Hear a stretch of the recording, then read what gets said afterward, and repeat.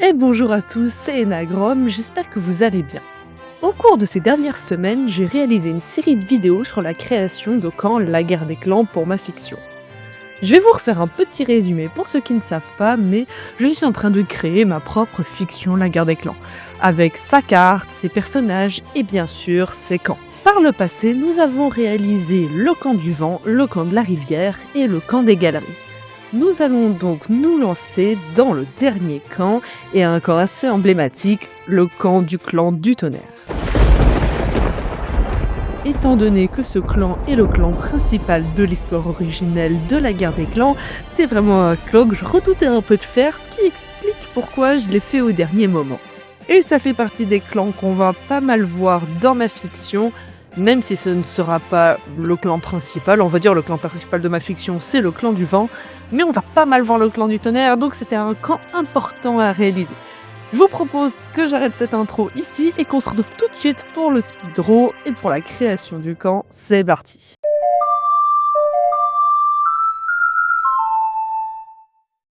Avant de réaliser le croquis, j'ai fait pas mal de petits brouillons sur mon sketchbook que je vous passerai, histoire de voir comment est-ce que j'allais organiser tout ça. Essayer de faire quelque chose d'un peu plus original pour éviter d'avoir juste plein de buissons.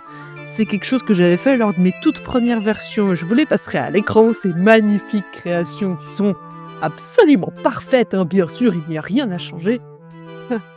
Je plaisante, bien sûr.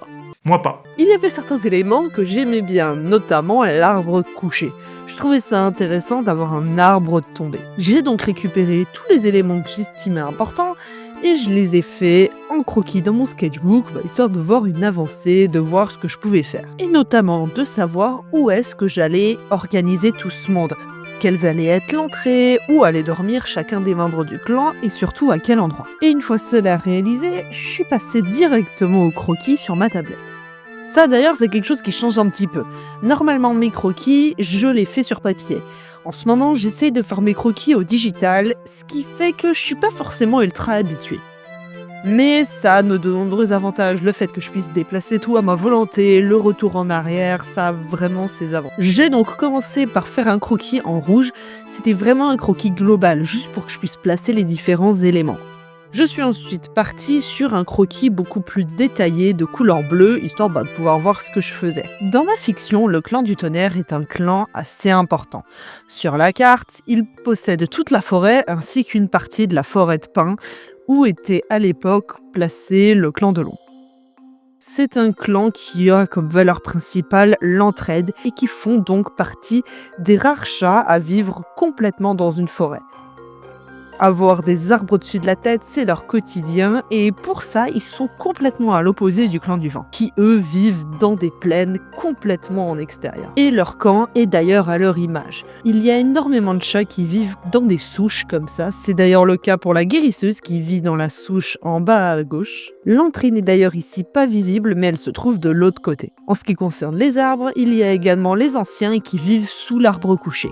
Ils ont creusé histoire d'avoir plus de place, ce qui leur a permis de leur faire un vrai petit cocon très accessible dans le clan.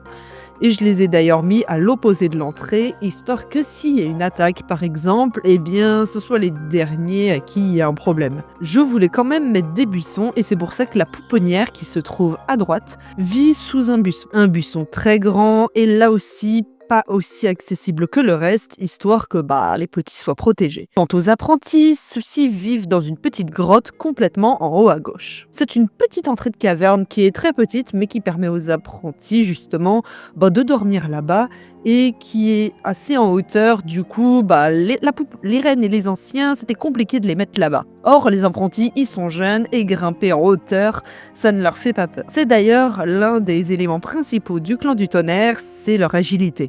Ils peuvent grimper très haut, et grimper aux arbres, c'est vraiment leur spécialité.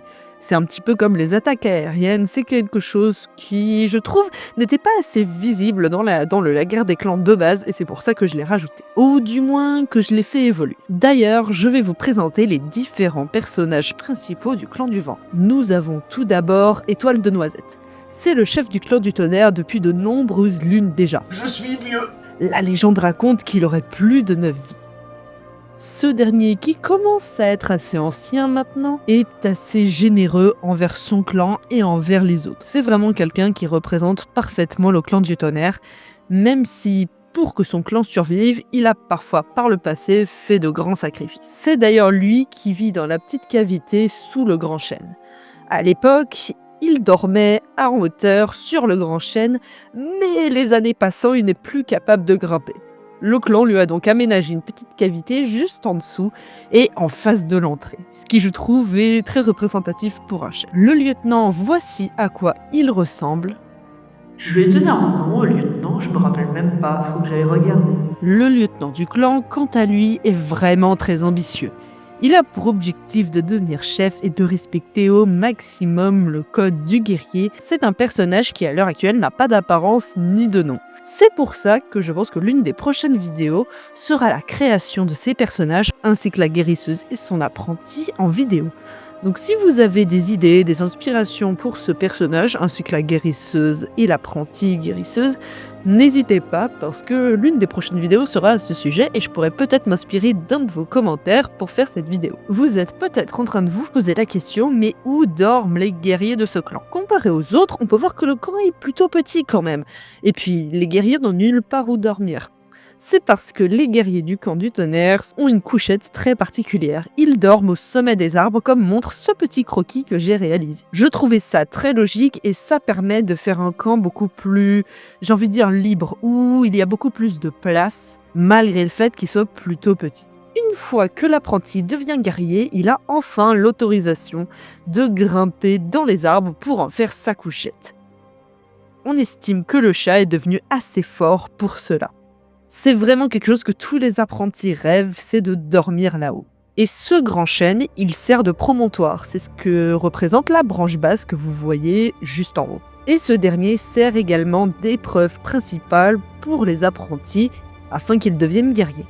Mais ça, je vais éviter de vous le spoil, ce serait dommage. La colo avance super bien.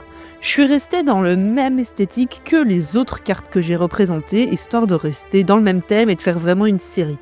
J'ai gardé ce côté vieille carte que j'aimais beaucoup et j'ai pu donc ajouter des ombres et des lumières à plusieurs endroits, histoire de représenter le volume.